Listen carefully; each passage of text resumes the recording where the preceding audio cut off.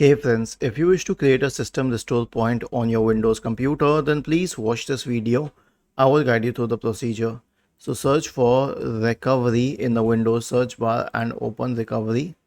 Go to open system restore. Okay. And then click on next. And then you can create a restore point here, or you can simply click on configure system restore and corresponding to create a restore point, click on create.